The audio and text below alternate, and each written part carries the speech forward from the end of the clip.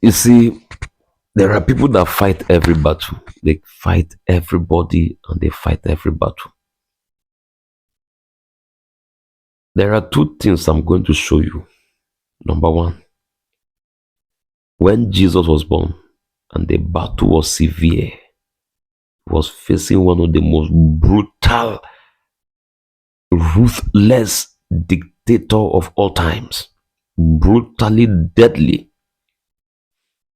And what happens? An angel came and said, Joseph, run with him, take him away. Okay, let me give you three examples. Number two, a time came that they wanted to force Jesus to become what he doesn't want to. Wanted to stone him before his time. He meandered and escaped. And Jesus said, if you are persecuted in this country or in this environment, run, go to another country, go to another state, leave. See, it is never wisdom for you to remain where your life is threatened.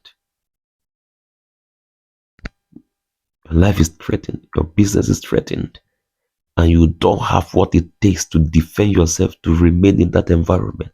Change. Leave. Relocate. Exit. Both in life and destiny, in business, in marriage, family, battles, looking for your life. And you remain. Say, I have to fight it. I must fight. I must fight. It is not every battle that you should fight. There are times, if it demands you to make peace, go and make peace. Go and make peace.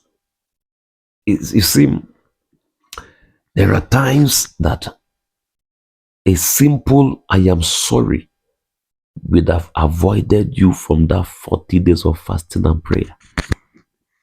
That 50 days of going to the mountain. And then after you finish the prayer and fasting, they refuse to take you back. They sack you, they discharge you. Why? Because of arrogance. Spiritual arrogance. Intellectual arrogance. And me, I will fight. I will fight anybody.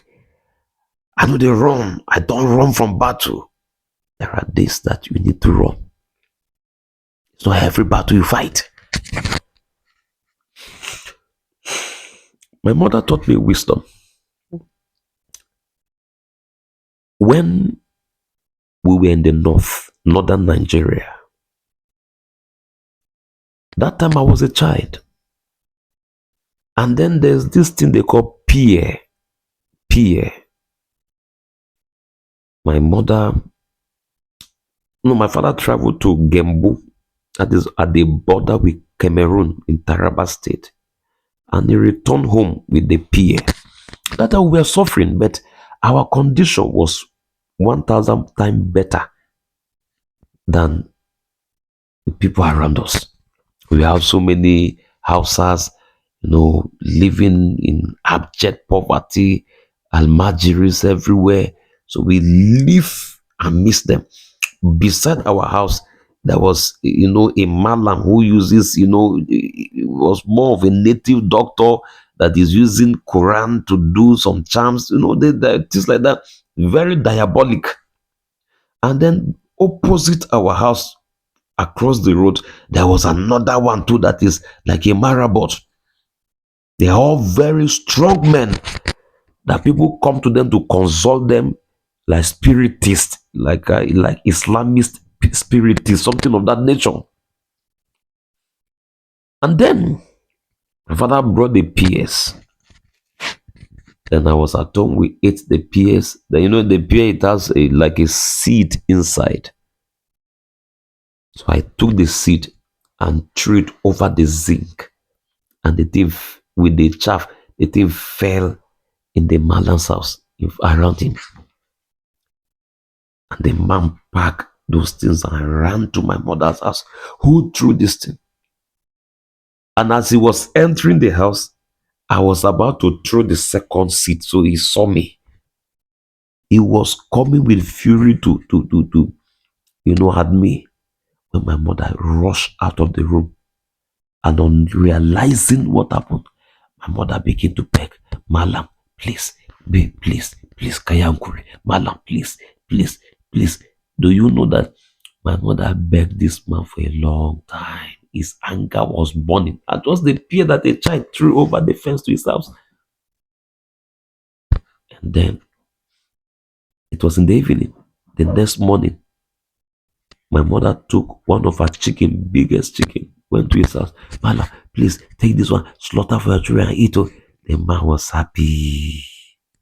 And that was how went everything. I have an aunt in that same environment who fought virtually everybody. And the outcome was bad. If people cannot spoil you, they spoil your seed. They can't destroy you. They go after your children. They go after the things that make meaning to you.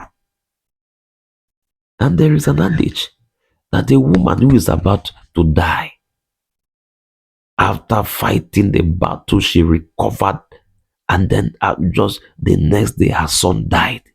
Has she recovered? Has she recovered from the sickness?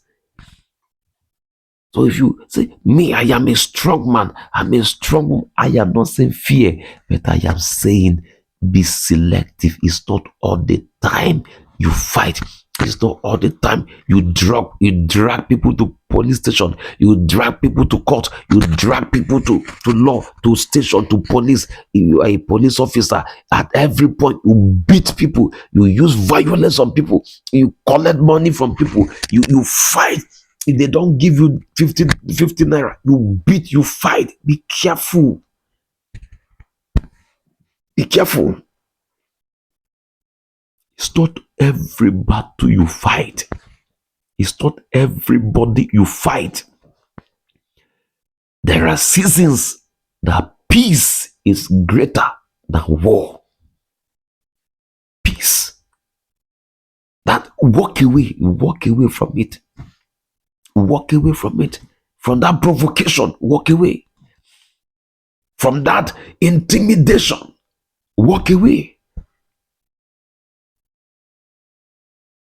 Our people say to etekbe, to bow, it doesn't make you a dwarf.